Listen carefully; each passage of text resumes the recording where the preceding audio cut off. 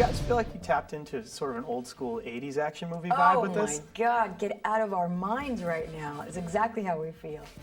That was a hell of a response. It was awesome. It was like the ultimate compliment. You have no idea. You in my head. I was Get out of my head. And I felt recently, you know, there's been great action movies, but the tone has been very serious in a lot of these sort of reinvented action films. So I thought this is the opportunity to combine the sort of visceral, engaging, gritty action, but at the same time, why not have fun, you know, characters that crack jokes and full of comedy.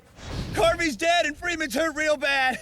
We need medevac immediately. Roger, Cavalier 415. Robert De Niro, who? No, Joe Silva, you know, was famous for making those films back in the day that, you know, encompassed action and comedy, charismatic characters and stuff. And, you know, I guess this is a throwback to that. You know, we've got some great characters, great actors, great action, you know, music, the whole sequence, you know, it's all chemistry and humor.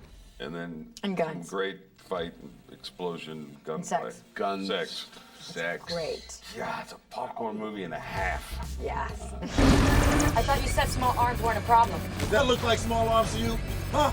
That's a cannon. Donut. He has a cannon down there. Donut.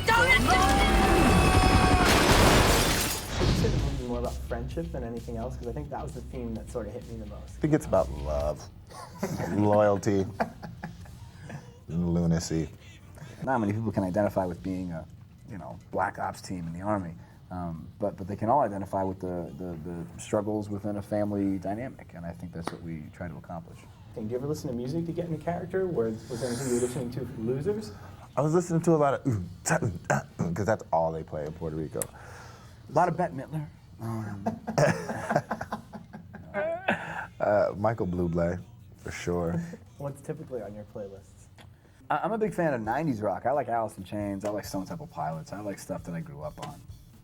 My playlist is like so eclectic, man. I have everything from like Mel Torme to like, you know, Sade and everything in between, you know. Yeah, and I used to hear Pavarotti, Guns N' Roses, Frank Sinatra, or Spanish. Are just cool. He just has a playlist that says cool tunes. I listened to a lot of 80s, like, Seattle grunge when I was doing this movie, for whatever reason. I listened to, like, Nirvana and Soundgarden and like, Pearl Jam. Nice. That's what I was doing. Yeah, it was cool. Now, if you were to compare this film to a song, what would you compare it to? I think Prodigy. Any song of Prodigy. You know the Gorillaz? Oh, yeah. It's sort of like Yes, quirky, the Gorillaz. hip-hop, edgy, but, you know, at the same time, got a sense of humor to it. I'll go with that answer. Yeah. Now, did you guys have a favorite action sequence in the movie? For me, it was the two scenes that actually were the two people sitting next to me. The fight scene with Zoe and then the end sequence with Idris were my two favorite action sequences to do. It was the most work that was the choreography for those two scenes, and I think it paid off in the end, yeah. You all got some good one-liners, too. Yeah, and a lot of those are kind of made up on the day, man. You'd be surprised. Some of the best one-liners in this movie were totally improv off script, so you know, we're lucky that Sylvain kind of let us play with it a little bit. Well, yeah, I know. Your mama let me play a bit.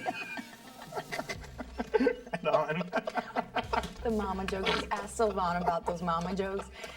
You know. Oh, best one of the day. Damn it, Idris, every time. Mama didn't raise no fool. Thank you. Outstanding.